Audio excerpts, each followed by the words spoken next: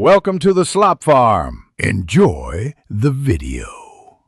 In this video, I will show how to reset Toyota Camry tire pressure light. Start by parking on level ground, turn the ignition to on without starting, and ensure tires are inflated to the recommended PSI. Use a reliable gauge to confirm each tire matches the placard value and adjust slowly.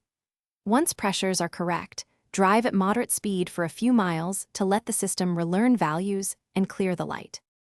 Begin with the car parked and ignition on but engine off. Then find the TPMS reset button near the dash or in the glove box. Press and hold the button until the indicator blinks 3 times, then release it and wait for confirmation. Next, start the car and drive at 30 to 60 mph for about 10 to 15 minutes to allow the system to relearn sensor signals and clear the warning light. If the TPMS light remains on after a proper reset and driving, inspect sensors and valve stems for damage or corrosion and replace if needed. Consider visiting a tire shop for a sensor scan or battery replacement when you suspect a dead sensor.